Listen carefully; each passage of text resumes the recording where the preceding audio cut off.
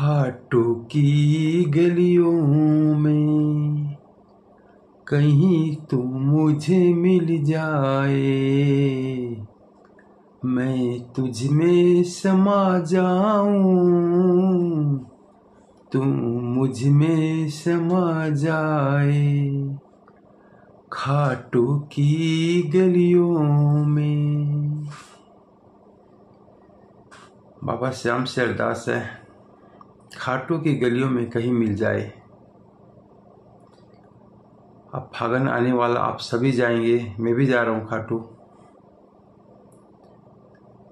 तो एक सुनी सुनाई बात है कि खाटू की गलियों में जब हम घूमते हैं तो सिर्फ हम ही नहीं घूमते, वहाँ पे हमारे बाबा भी घूमते हैं।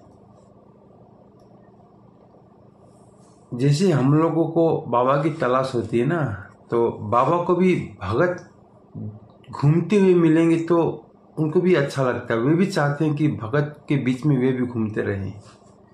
तो ये हकीकत है कि खाटू की गलियों में बाबा घूमते हैं। इसलिए मैं भी अक्सर पैदल ही चलता हूँ और आप सभी से मैं भी रिक्वेस्ट करना चाहूँगा कि जब भी खाटू पहुँचने के बाद खाटू की गलियों में, बाज़ारों में आप लोग घूमते हैं, सभी घूमते हैं, तो नंगे पाँव घुमा कीजिए। चप्पल वगैरह नहीं पहननी चाहिए विष्णु खाटू में, ये मेरा मानना है। बाकी मानो या ना मानो तो आपकी मर्जी है, क्योंकि बाबा घूमते हैं, ये तो हकीकत है। और जो नंगे पाँव घूमते हैं ना बाबा, शायद उनको दिख भी जाते होंगे कभी। तो घुमा कीजिए, नंगे पाँव घुमा कीजिए। 2-4 दिन ही तो रहते हैं वहाँ पे। तो सबसे पहले कल पूछा गया था कि अमावस्या या कोई स्पेशल जब कोई त्योहार या मौका जब होता है, उस समय बाबा को स्नान कराया जाता है।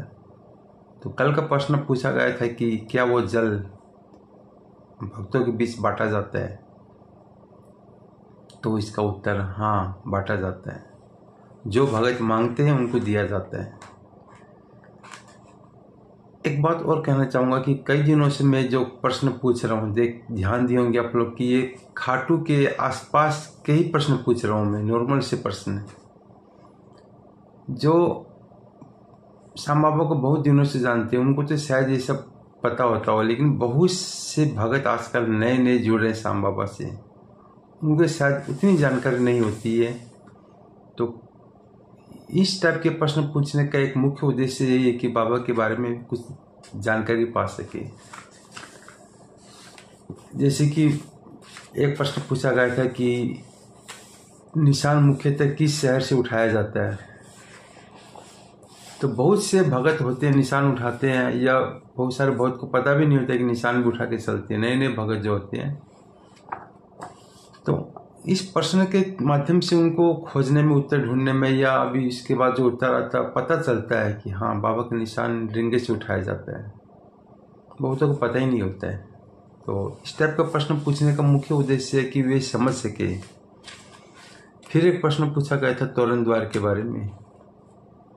इस पर तो लगभग सही उत्तर है कि वो गेट जो दिखाया गया था, एक द्वार, वो तोरण द्वार है। पिछले सालों में 4-5 साल पहले जो प्रश्न पूछे गए थे, ये भी प्रश्न पूछा गया था। तब किसी ने लिखा था कि इंडिया गेट है, किसी ने लिखा था कि गेटवे ऑफ इंडिया मुंबई का है। अभी सब कोई उत्तर देने लग गए, तोरण द्वार। और एक प्रश्न पूछा गया था श्याम कुंड के बारे में, 4-5 दिन पहले पूछा गया था। बहुत से भगत अभी भी ऐसे हैं जो आते हैं, बाबा के दर्शन भी कर लेते हैं, घर चले जाते हैं। जब हम लोग पूछते हैं उनसे कि श्याम कुंड में स्नान करके आए थे, तो उनका कहना होता है कि मुझे तो पता ही नहीं कि श्याम कुंड में कुछ होता है। तो बहुत सारे भगत अभी भी अनजान है कि श्याम कुंड में कुछ होता है। तब उनको बताया जाता है, तब बोलते हैं ना, अगली बार जाऊंगा तब देख के आऊँगा मैं भी। तो प्रश्न के माध्यम से जानकारी देना उद्देश्य है कि हाँ, श्याम कुंड भी है कुछ, वहाँ जाइए, स्नान कीजिए वहाँ पे।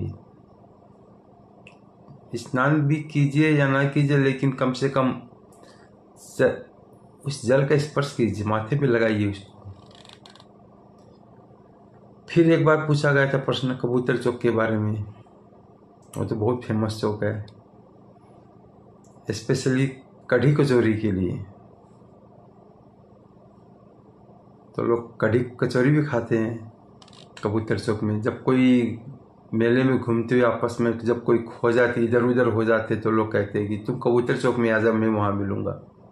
एक स्पेसिफिक अड्डा भी होता वो कबूतर चौक, बहुत फेमस है। और फिर एक बार पूछा गया था कल ही श्याम कुंड, महिला श्याम कुंड के बारे में। जिसको श्याम कुंड के बारे में पता है, जो पुरुष श्याम कुंड है, उसके बारे में तो लगभग सभी जानते हैं, लेकिन महिला श्याम कुंड के बारे में भी अभी तक बहुत सारे सदस्य अनजान हैं। जबकि हकीकत में वास्तविक श्याम कुंड वही है, प्राचीन श्याम कुंड, जहाँ से बाबा का शीश प्रकट हुआ था। ये पुराना जो कुंड जो मैं कल प्रश्न पूछा था, असली श्याम कुंड तो वही है जहाँ से बाबा का शीश प्रकट हुआ था। फिर उसके बाद में पहले एक ही कुंड था वो, उसमें पुरुष और स्त्रियां दोनों ही जाते थे, लेकिन कुछ असामाजिक तत्व कुछ गड़बड़ करने लगे थे वहाँ पे। शायद 90 के दशक के आसपास फिर ये दूसरा श्याम कुंड नया वाला बनाया गया, तो पुरुषों को वहाँ भेज दिया गया और स्त्रियां, लेडीज अब जो थी वो उसी पुराने श्याम कुंड में स्नान करती थी। उसके बाद शायद कोरोना के बाद वो भी अलाउ बंद कर दिया वहाँ भी।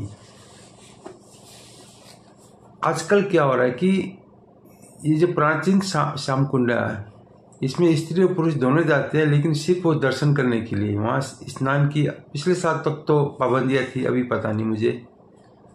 तो वहाँ जाते थे स्त्री या पुरुष दोनों जन, लेकिन सिर्फ वहाँ पे जल दिया जाता था हाथों में, चरणामृत की तरह वो जल पीते थे बस, और दर्शन करते थे श्याम कुंड का। यही था पिछले साल तक। तो श्याम कुंड की बात आ गई तो एक बात और कहना चाहूँगा। आप लोग जाते होंगे श्याम कुंड में, स्नान भी करते होंगे, या ये जो प्राचीन श्याम कुंड में भी आप लोग जाते होंगे। तो बाहर से आप लोग आते हैं, स्पेशली बरसात के दिनों में, या फिर यूं भी कभी बाहर जाते हैं तो रास्ते में जो पानी, कीचड़ वगैरह, गंदा पानी पाँव में लगता होगा आप लोगों को ही, मेरे में भी लगता है। तो ध्यान रहे कि वो गंदा पानी वाला पाँव उस श्याम कुंड में ना पड़े, ये स्पेसिफिक ध्यान रखिएगा आप लोग। क्योंकि श्याम कुंड जहाँ बाबा का शीश प्रकट हुआ था, वहाँ हम वो गंदे पाँव लेके जाएं, ये शोभा नहीं देता। धोने की व्यवस्था हो तो धो के जाए, या फिर उसके अंदर ना जाए। पुरुष श्याम कुंड में तो ये व्यवस्था है कि वहाँ पे जाते समय पाँव धुल जाता, रास्ता में वो आता पानी का। लेकिन प्राचीन श्याम कुंड में वो सुविधा भी नहीं है। कमेटी वाले से भी आग्रह करना चाहूँगा कि अगर हो सकता है तो ऐसी व्यवस्था करें कि वहाँ पर भी कुछ ऐसी व्यवस्था हो जाए कि जाते जाते उनका पाँव धुल जाए रास्ते में।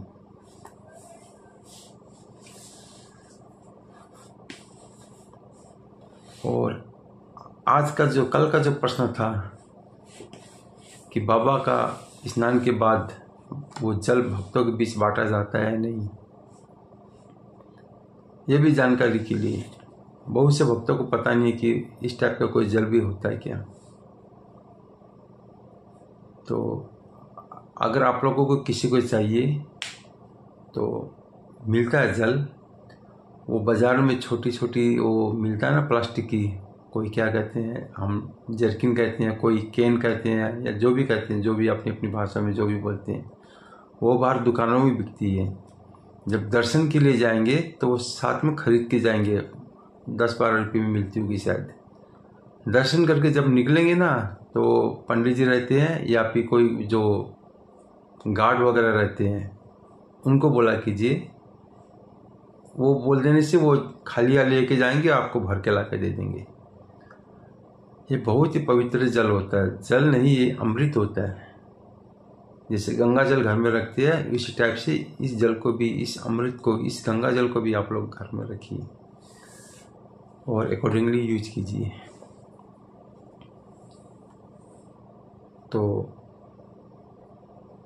ये रहा कल का प्रश्न का उत्तर। हाँ, जल दिया जाता है, आप लोग भी लीजिएगा। और आज का प्रश्न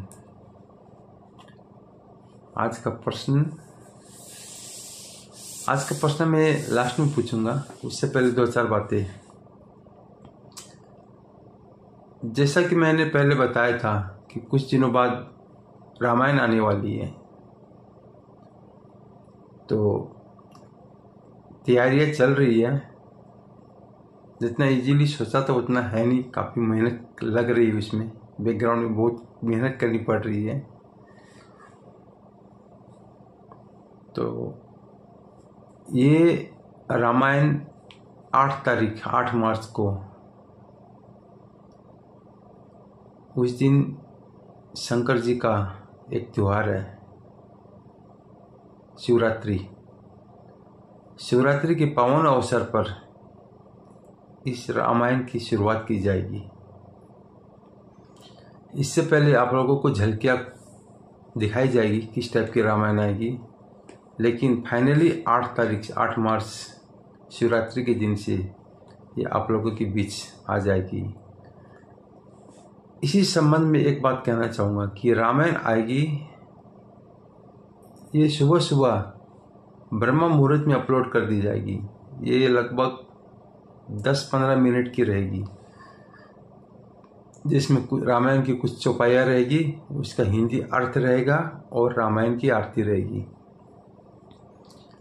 आपसे अनुरोध होगा कि प्रत्येक दिन ये अपलोड तो हो जाएगी सुबह सुबह ब्रह्म मुहूर्त में। जो सुबह जल्दी उठ जाते हैं वे हो सकता है उसी समय सुन लें, ब्रह्म मुहूर्त में रामायण का पाठ हो जाएगा। या जो जिसको जब सुविधा हो, 7 बजे 8 बजे या दिन में कभी भी इसको सुना कीजिए। ये 10-15 मिनट की जो रामायण आएगी, ये शुरुआत से आएगी, बालकांड से लेके पूरी रामायण तक चलेगी ये पूरी रामायण। तो जब आप लोग इसका डेली सुनेंगे ना 10-15 मिनट, क्योंकि इससे ज़्यादा तो कोई सुनेगा भी नहीं, 10-15 मिनट प्रतिदिन एक निश्चित समय पर सुना कीजिए और डेली सुना कीजिए, मेरा एक दिन गैप किए। इससे होगा क्या कि ये रामायण आरती सही जो आएगी तो आपके घर में एक रामायण का पाठ हो जाएगा। इससे बहुतों के घर रामायण तो है, लेकिन वो तो जैसा पहले बताया था कि शायद धूल लगी हुई होगी, उसमें कोई पढ़ता नहीं है। तो YouTube में जो भी आएगा, जिस दिन जो भी आएगा, जैसे आज पहला पेज आया, दूसरा दिन दूसरा पेज आएगा, तीसरा दिन तीसरा पेज आएगा, एक सीक्वेंस में आएगा।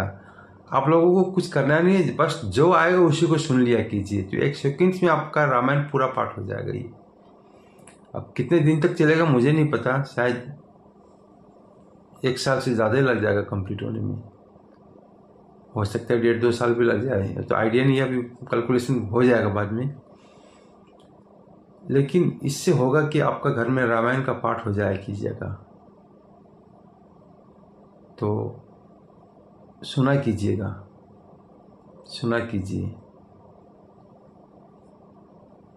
तो 8 तारीख के बाद से रामायण आपके सामने प्रस्तुत कर दी जाएगी, सुना कीजिए। और ये जो प्रश्नोत्तरी चल रही है, ये शायद 7 तारीख तक आएगी या 8 तारीख तक, 8 तारीख तक आएगी। इसके बाद रामायण पाठ शुरू हो जाएगा। और आज का प्रश्न नंबर 21, खाटू आ रहे होंगे आप लोग भी, मैं भी आ रहा हूँ। सब निशान भी उठाएंगे, मैं भी उठाऊंगा। तो सामान्यतः ये निशान रिंग से उठाया जाता है, रिंग से खाटू। तो आज का प्रश्न है कि रिंग से खाटू की दूरी लगभग एग्जैक्ट तो नहीं, लगभग दूरी। ऑप्शन दिए गए आपके सामने में, ये देखिए ऑप्शन। आपको बताना है कि इन ऑप्शन में कौन सा सही है, ए बी सी। आपको उत्तर 21A, 21B या 21C यही लिख कर देना है। तो इंतज़ार कीजिए कल के प्रश्नों का। तब तक के लिए जय श्री श्याम, जय श्री राम।